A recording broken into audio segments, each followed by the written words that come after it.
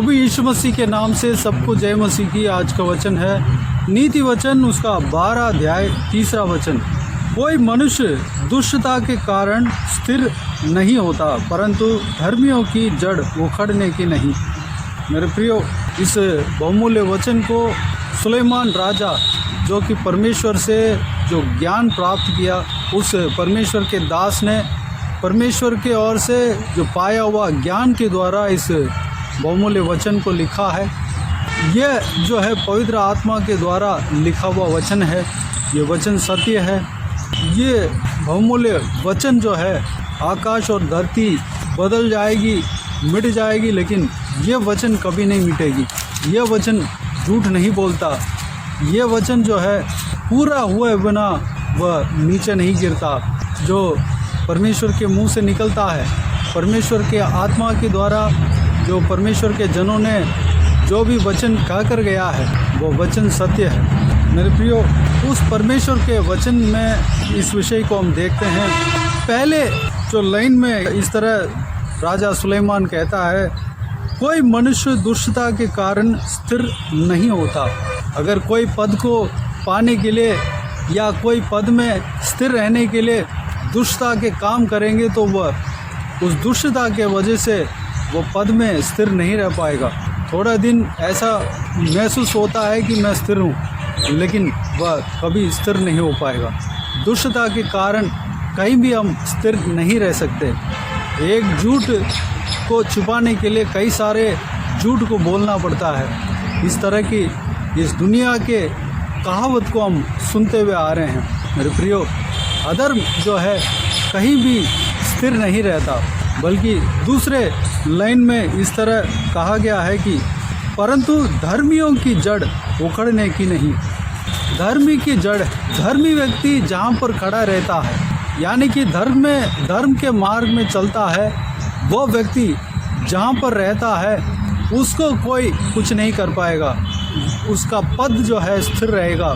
उसका पद को छीनने के लिए कोई भी मनुष्य कोशिश करे, कोई भी शक्ति कोशिश करे, कोई भी अधिकार कोशिश करे, उसका पद को कोई छीन नहीं पाएगा। उसका पद में वह स्थिर रहेगा। मेरे प्रियो, धर्मी व्यक्ति कौन है? परमेश्वर के वचन जो है धर्म है। परमेश्वर का वचन जो है सत्य है। परमेश्वर का वचन ही सत्य है। मेरे प्रियो, इस दुनिया में जो कुछ भी हम देखते हैं वह सब निरंतर नहीं है, लेकिन जो परमेश्वर का वचन जो कहता है वही सत्य है। परमेश्वर का वचन में जो व्यक्ति स्थिर रहता है, वह उसका जड़ जो है मजबूत हो जाता है। उसको कोई इधर उधर शेक भी नहीं कर पाएगा।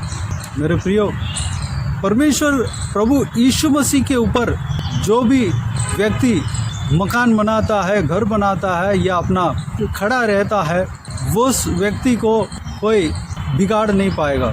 हमारा नींव जो है प्रभु यीशु होना चाहिए। सत्य वचन, यानी कि परमेश्वर प्रभु यीशु मसीह का दूसरा नाम है वचन। परमेश्वर का वचन, यहोवा परमेश्वर के मुंह से जो निकला है वो वचन ही प्रभु यीशु मसीह है। इस बात को पवित्र बाइबल हमें बताता है। मेरे प्रियो, हमारा नींव किसके ऊपर है? झूठ के ऊपर है, या बरमाने वाली बातों के ऊपर है, या दुष्टता के ऊपर है, या कई सारे दुष्ट काम करके, कई सारे सत्य के खिलाफ काम करके उस पद को पाए हैं? मेरे प्रियो, हम दुष्टता के साथ जो पद पाने से अच्छा हम परमेश्वर की ओर से जो पद मिलता है वही हमारे लिए निरंतर है, वही हमारे लिए बेस्ट है। मेरे प्रियो, हम कई सारे शॉर्टकट को अपनाकर, पाप के जो अधर्म के रास्ते को अपनाकर जो धन कमाते हैं, वो निरंतर नहीं रहता, बल्कि जो सीधाई मार्ग में हमें मिलता है, जो परमेश्वर की ओर से हमें मिलता है, जो सत्य के मार्ग से हमें जो आशीष मिलता है, वही हमारे लिए निरंतर है। अगर हम रिश्वत लेते हैं तो वह धन जो है निरंतर नहीं है। उसके बदले में हमें नुकसान ही मिलता है। उसके बदले में हमें दंड के आज्ञा मिलेगा। लेकिन जो परमेश्वर की ओर से हम जो धन पाते हैं, परमेश्वर की ओर से जब हम आशीष पाते हैं, उसमें आशीष है। वह स्थिर रहता है। हमारे हाथों से कोई छीन नहीं पाएगा, हमारे जीवन से कोई छीन नहीं पाएगा। वह धन को हम तसल्ली से इस्तेमाल कर सकते हैं। उस धन को हम शांति के साथ, खुशी के साथ, हम हक के साथ हम इस्तेमाल कर सकते हैं। मेरे प्रियो, हम सीधा मार्ग में चलना चाहिए, धर्म के मार्ग में चलना चाहिए। धर्म की मार्ग क्या है? प्रभु यीशु मसीह का मार्ग है। प्रभु यीशु मसीह के मार्ग में जब हम चलते हैं, हमारा नींव प्रभु यीशु मसीह होना चाहिए। प्रभु यीशु मसीह को हम अपना नींव बनाते हैं। चाहे जो कुछ भी काम करें उसमें प्रभु यीशु ही नींव होना चाहिए। प्रभु यीशु के खिलाफ हम प्रयास करने से वह प्रयास जो है व्यर्थ ही है। प्रभु यीशु मसीह के कहने के खिलाफ, प्रभु यीशु मसीह मना करने के बावजूद भी हम उस काम को करेंगे, वह हमारे लिए नुकसानदायक है, नुकसान ही पहुंचाएगा। प्रभु यीशु मसीह के इजाज़त के अनुसार, प्रभु यीशु मसीह जिस तरह कहते हैं उस तरह जब हम करेंगे, यानी कि प्रभु यीशु मसीह हमारा हर एक काम में नींव होना चाहिए, प्रभु यीशु मसीह हमारा जड़ होना चाहिए, तब हमें चाहे हमारा जीवन में आंधी आ जाए, तूफान आ जाए, बाढ़ आ जाए, वो काम जो है बिगड़ेगा नहीं, कुछ नहीं हो पाएगा। जो एक और उदाहरण है, जो बालू के ऊपर, मिट्टी के रेत के ऊपर जो मकान बनाते हैं, वह जो है स्थिर नहीं रहता। अगर कोई जो बरसात के मौसम में, आंधी के मौसम में जब आंधी आए, बरसात आए तो वह टूट जाएगा। लेकिन जो रॉक के ऊपर, पत्थर के ऊपर, चट्टान के ऊपर जो मकान बनता है वह स्थिर रहता है। जो ऊंचे जगह पर, पत्थर के ऊपर, ऊंचे चट्टान के ऊपर मकान बनता है तो उस मकान का नींव जो है मजबूत है। आंधी आ जाए, तूफान आ जाए, बाढ़ आ जाए, उस मकान को कुछ नहीं कर पाएगा। वो मकान टूटेगा नहीं, बल्कि स्थिर रहेगा, दृढ़ रहेगा। मेरे प्रियो, हमारा नींव जो है परमेश्वर प्रभु यीशु होना चाहिए। हम जिस नाव में ट्रैवल कर रहे हैं उसमें प्रभु यीशु मसीह अगर हो तो हमारा नाव जो है डूबेगा नहीं। इस ज़िंदगी के नाव में प्रभु यीशु मसीह बैठना चाहिए, प्रभु यीशु मसीह हमारे नाव में होना चाहिए, मौजूद होना चाहिए। तब जो चाहे जितने भी गहरे समुद्र के ऊपर हमारे नाव जाए, जितने भी आंधी तूफान आ जाए, वह नाव जो है डूबेगा नहीं। मेरे प्रियो, धर्म के मार्ग में हमें चलना चाहिए। जब हम धर्मी व्यक्ति बनते हैं, हमारा जड़ उखड़ेगा नहीं। हम कोई भी काम शुरू करते हैं, उसका नींव जो है प्रभु यीशु मसीह होना चाहिए। कोई भी कार्य को शुरू करते हैं, उसका नींव हमारा यीशु मसीह होना चाहिए। हमारे जीवन में जो एक नया दिन शुरू होता है, उस दिन का नींव प्रभु यीशु मसीह होना चाहिए। हमारा परिवार का नींव जो है प्रभु यीशु मसीह होना चाहिए। इसलिए हम सुबह सुबह जब उठते ही प्रभु यीशु मसीह को देखते हैं, और रात को जब दिन ख़त्म होता है प्रभु यीशु मसीह को देखते हैं, और प्रभु यीशु मसीह की ओर अपने नज़र को रखते हैं। हम परिवार के साथ प्रभु यीशु मसीह को आराधना करते हैं। हम परिवार के साथ मिलकर प्रभु यीशु मसीह का उपासना करते हैं। सबसे पहले हम अपने परिवार में प्रभु यीशु मसीह को रखते हैं, हमारे परिवार का मुख्य सदस्य बनाते हैं। हम हमारे परिवार में हमसे ही ज़्यादा इम्पोर्टेंट प्रभु यीशु मसीह है। जिस परिवार में प्रभु यीशु मसीह मुख्य स्थान में रहता है, वो परिवार जो है कभी टूटेगा नहीं, कभी बिगड़ेगा नहीं। कोई भी परेशानी आ जाए, कोई भी संकट मुसीबत आ जाए, कोई भी समस्याएं आ जाए, वो परिवार मजबूती के साथ रहेगा। मेरे प्रियो, इस बात को समझ रहे होंगे, मैं धर्मी व्यक्ति बनना है। धर्मी व्यक्ति कौन है? प्रभु यीशु मसीह के ऊपर जो विश्वास रखता है वही धर्मी व्यक्ति है। प्रभु यीशु मसीह के पीछे जो व्यक्ति चलता है वही धर्मी व्यक्ति है। आइए मेरे प्रियो, हम गलत रास्तों को अपनाकर हम आशीष, कोई भी सुविधाएं पाते हैं तो वह निरंतर नहीं है, बल्कि प्रभु यीशु मसीह के द्वारा जो हमारे लिए आशीष मिलता है वो हमारे लिए स्थिर रहेगा।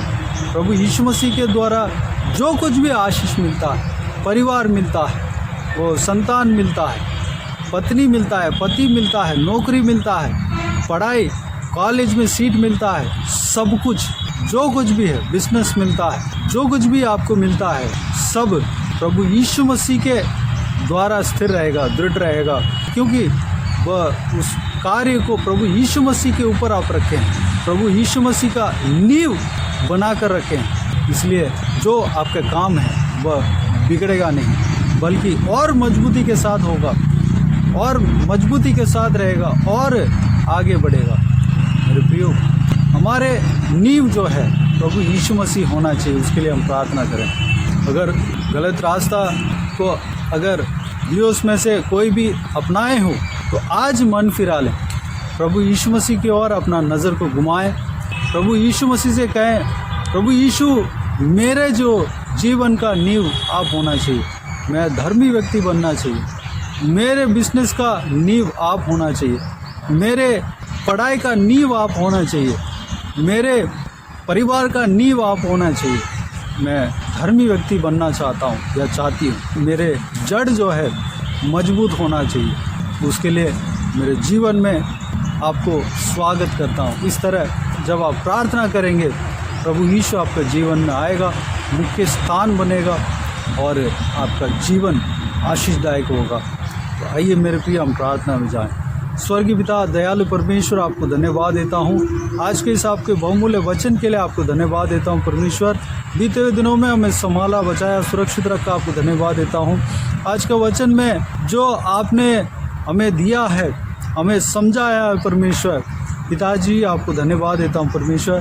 पिता, हम दुष्टता के काम करके जो पाते हैं, जो धन पाते हैं, जो सुविधाएं पाते हैं, वह स्थिर नहीं रहता, बल्कि परमेश्वर हम धर्मी व्यक्ति बनते हैं। हम प्रभु की ओर से, आपकी ओर से हम आशीष पाते हैं, वही हमारे लिए स्थिर रहता है, वही हमारे लिए निरंतर है परमेश्वर।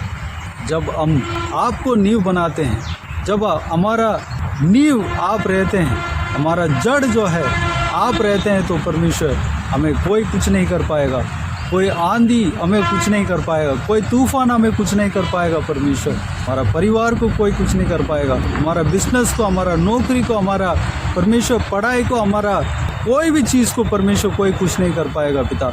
हमारा ज़िंदगी को कोई कुछ नहीं कर पाएगा, क्योंकि परमेश्वर हमारा जीवन में आपको मुख्य स्थान हम देते हैं पिता। हम हालेलुया, आपकी ओर से हम धर्मी जन ठहराए जाते हैं परमेश्वर। जब हम आपकी ओर से धर्मी जन ठहराए जाते हैं तो हम परमेश्वर दृढ़ रह पाएंगे, हमारा जड़ जो है मजबूत रहेगा परमेश्वर।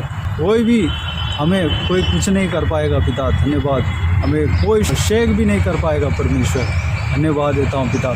जो चट्टान के ऊपर जो मकान बनता है परमेश्वर, उस मकान की तरह परमेश्वर हम मजबूती के साथ रहेंगे पिता। और हालेलुया, धन्यवाद। कोई भी परेशानी आ जाए उसका कोई कुछ नहीं बिगाड़ सकता परमेश्वर। धन्यवाद देता हूँ पिताजी। आप हमारे जीवन में आना, हमारे जीवन में आपको स्वागत करते हैं परमेश्वर। हालेलुया, हमारे जीवन में मुख्य स्थान बनना परमेश्वर, हमारा परिवार में मुख्य स्थान बनना, हमारे हृदय में आप बसना परमेश्वर। धन्यवाद। हमारा दिमाग में बसना, हमारे मन में बसना परमेश्वर, हमारा शरीर में बसना पिता। धन्यवाद। आपके लिए अपने आप को, हमारा पूरा शरीर, आत्मा, प्राण को आपके हाथों में सौंपते हैं परमेश्वर। हमें चलाना, इस्तेमाल करना पिता। धन्यवाद। सारा व्यूअर्स को इसी तरह आशीष देना परमेश्वर।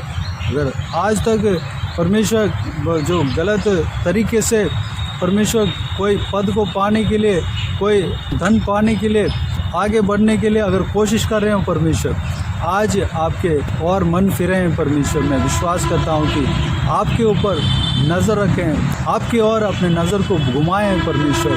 पिताजी, उनके ऊपर दया करना, उनको आशीष देना, उनको सुरक्षित रखना पिता। उनके जीवन में कार्य करना, उनको सुरक्षित रखना, उनका हालेलुया परमेश्वर जीवन में आशीष देना, हर एक उनके कार्य को परमेश्वर मजबूत करना, दृढ़ करना परमेश्वर। धन्यवाद। उनके हर एक कार्य में आप कार्य करना, आप परमेश्वर समझ आना पिता। धन्यवाद। हालेलुया। सारे व्यूअर्स को इसी तरह आशीष देना पिता। किसी को भी कोई भी कमी घटी ना होने देना, भरपूर आशीष देना। कोई भी जन बीमार हो उनको आपके हाथों में सौंपते हैं उन्हें छूना, चंगा करना, प्रभु यीशु मसीह के नाम से चंगा होने पाए पिता।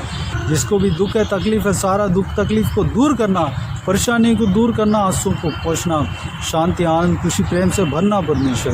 कोई भी जन परमेश्वर बंदी गृह में हो, परमेश्वर किसी भी बंधन में फंसे हो, इस व्यक्ति को आपके हाथों में सौंपते हैं परमेश्वर। सारा बंधन प्रभु यीशु मसीह के नाम से टूटने पाए परमेश्वर, आज़ाद होने पाए, अनुग्रह देना। जो कोई भी दिन जहाँ कहीं भी जाते हैं आते हैं, उनके संग रहना, सुरक्षित रखना पिता। आपके स्वर्गदूत हमेशा उनके साथ रहने पाएँ, उनके साथ जाने पाएँ, आने पाएँ। आपके हाथ हमेशा उनके ऊपर बने रहने पाएँ पिता, अनुग्रह देना। बाकी सारी बातों को आपके हाथों में सौंपते हैं। सारा आदर, महिमा, जलाल आपको मिलती रहे। सारा दुआ प्रार्थना को प्रभु यीशु मसीह के नाम से मांगते हैं, सुन और ग्रहण कर। आमीन आमीन। प्रभु यीशु मसीह के नाम से प्रभु यीशु मसीह का आशीष और अनुग्रह हम सभी के ऊपर बने रहें। आमीन आमीन। मेरे प्रियो, इस चैनल को सब्सक्राइब करें और शेयर करें। अगर किसी को भी प्रार्थना का विषय हो तो डिस्क्रिप्शन में दिए हुए नंबर पर कॉल करके प्रार्थना करा सकते हैं। व्हाट्सएप के ज़रिए भी हमें टाइप करके या वॉइस मैसेज के ज़रिए हमें बता सकते हैं।